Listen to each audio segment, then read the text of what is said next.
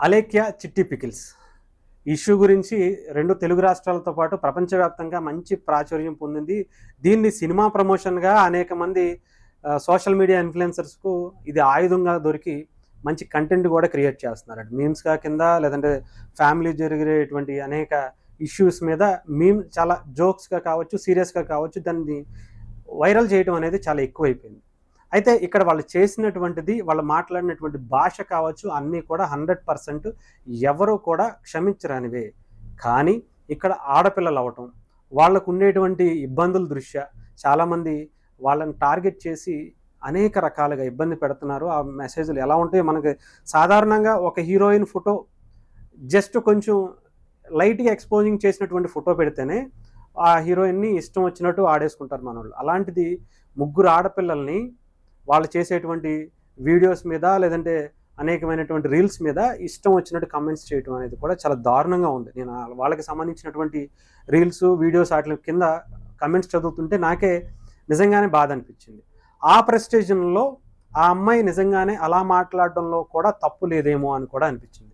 అయినా కూడా ఆ అమ్మాయి మాట్లాడినటువంటి భాష ఎవరికీ సంబంధం లేనటువంటి ఒక వ్యక్తిని అలా మాట్లాడడం అనేది కరెక్ట్ కాదు. సో ఇది వాళ్ళు ముందుగానే తేరుకొని ఫస్ట్ డే 1 దానిని సర్దిపుచ్చుకునేటువంటి పని చేసుండుంటే బాగుండేది. కాగా దాన్ని కూడా వదిలేసి ఇద్దరు అక్క చెల్లెళ్ళు మళ్ళీ బయటకొచ్చి మా అక్క చేసిన దాంట్లో తప్పేముంది, ఇంకొకటి అని ఏదో చెప్పుకుని క్లారిఫై ఇచ్చే ప్రయత్నం చేశారు. దీన్ని ఇంకా వాళ్ళే అంత సీరియస్‌గా తీసుకున్నప్పుడు మిగతా నెటిజన్లు అయితే ఇంకా భారీ స్థాయిలో వాళ్ళ మీద విమర్శలు చేయటం అనేది కూడా జరిగింది. ఆ నాన్‌వెజ్ కావచ్చు, మిగతా యూట్యూబర్స్ కావచ్చు, దీని మీద కొంచెం ఇక్కడితో ఆపేయండి అంటాం. ఆ అమ్మాయి కూడా ఎవరైతే ఆ కమెంట్స్ మాటలు వాడినటువంటి అమ్మాయి కూడా హాస్పిటల్ పాలవటం, వాళ్ళు కూడా మానసికంగా చాలా ఇబ్బంది పడటం అనేది కూడా వాళ్ళు రీసెంట్‌గా పెడుతున్నటువంటి వీడియోలో చూడొచ్చు.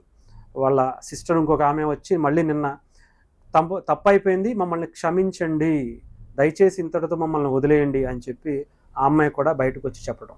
ఇక్కడైనా సరే అంటే ఇక్కడ మనం కూడా ఒక లేడీస్‌కి సంబంధించినటువంటి ఇష్యూ కాబట్టి ఏదైనా సీరియస్ అయితే వాళ్ళ ప్రాణాల మీదకి వెళ్ళిపోతది.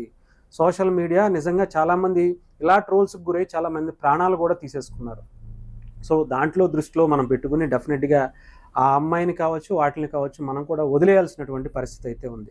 దీన్ని మళ్ళీ తీసుకువెళ్తే అనవసరంగా మన మాటలతో ఆ అమ్మాయి ప్రాణాలు తీసేసే పరిస్థితి కూడా వస్తది ఎవరైనా సరే. సో ఇలాంటి పరిస్థితులకి మాత్రం తీసుకురాకూడదు. ఆ అమ్మాయి చేసింది డెఫినెట్‌గా తప్పే, కాదని ఎవరు అనకూడదు.